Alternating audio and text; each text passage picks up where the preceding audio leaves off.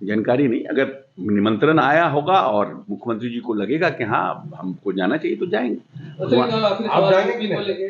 आप जाएंगे? हम तो सुबह सुबह रोज करते हैं, हे राम पुरुषोत्तम हर नरे नारायण, रोज करते हैं। आप तो हनुमान चालीसा भी पाठ करते हैं। हम तो हनुमान चालीसा भी पाठ करते हैं, हम रुद्राभिषेक भी करते हैं। हमको धर्म तो अपनाने का चीज है ना भाई।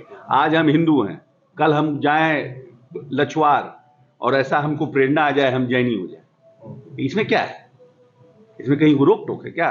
कल हम जाएं अजमेर शरीफ और हमको ऐसी प्रेरणा हो जाए, ऐसा हमको दिव्य ज्ञान मिल जाए, हम मुस्लिम हो जाएं, हम नमाजी हो जाएं, इसमें कौन दिक्कत है? धर्म तो अपनाने की चीज है। राजनीति और धर्म अपना अपना अलग अलग जगह है।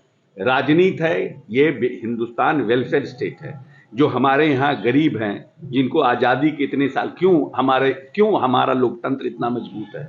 क्योंकि हमारे ऊपर मुगलों का शासन रहा। मुगलों ने लूटा, अंग्रेजों ने हिंदुस्तान को लूटा और यहां से लूट करके इंग्लैंड ले गए, तो हम कमजोर हुए। हिंदुस्तान जब मुगलों के शासन में था तो हिंदुस्तान कमजोर नहीं था, हिंदुस्तान मजबूत था, क्योंकि मुगल यहां से भागे नहीं थे। मुगल के पास जो था सब यही हिंदुस्तान में ही था, लेकिन अंग्रेजों ने यहां से लूटा तो हमारे पास मुगलों का शासन रहा। तो उन्होंने अपने शासनकाल में हिंदुओं को दबाने का काम किया और इस्लाम को बढ़ाने का काम किया। फिर अंग्रेज आए, उन्होंने हमें लूटने का काम किया।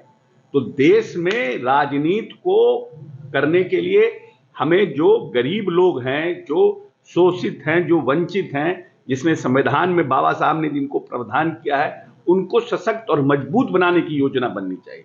धर्म भी अपने जगह पर है, राम मंदिर का निर्माण भी अपनी जगह पर है, लेकिन उसको राजनीति से जोड़ना हमें लगता है ये उचित नहीं है।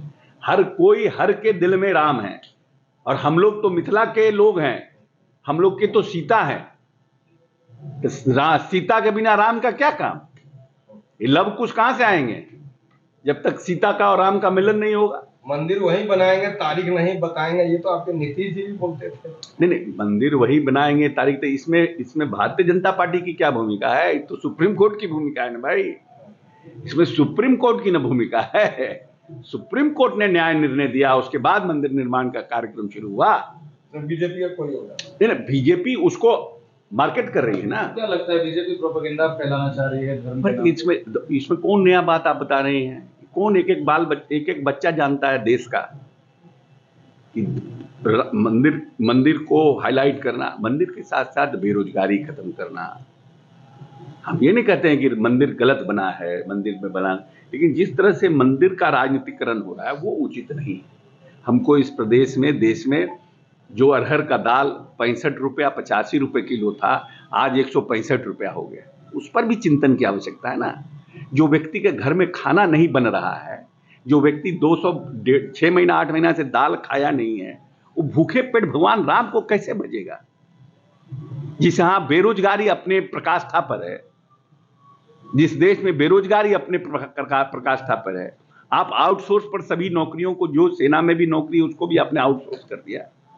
तो how you expect that this country is going to be a third biggest economy when the people will be in unrest and you are getting credit of Ram Mandir? They have to address that also, no?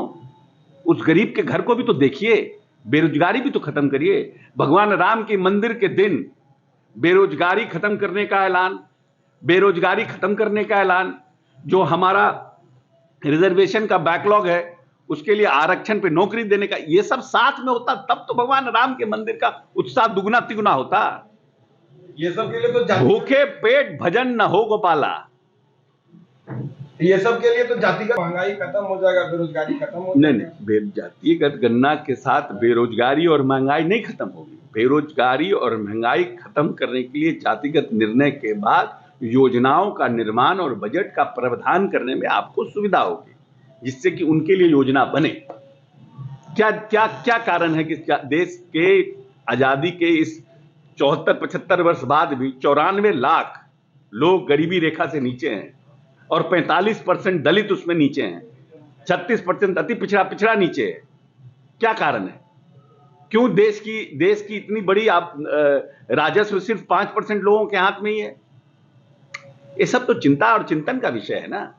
अगर आप राजनीति करते हैं समाज को कुछ देना चाहते हैं, तो इन सब चीजों के लिए के ऊपर भी चिंतन करने की जरूरत है ना, कि एक बड़ा सेक्शन जो आपका है वो क्यों इतने साल आजादी के बाद भी अंडरेस्ट पड़ा हुआ है, क्यों इस देश में नक्सलिज्म बढ़ता है, क्या क्या कारण है नक्सलिज्म बढ़ने का? क्योंकि आप उनको प्रॉपर एड्रेस नहीं कर पा रहे हैं, तो उनमें अनरेस्ट है।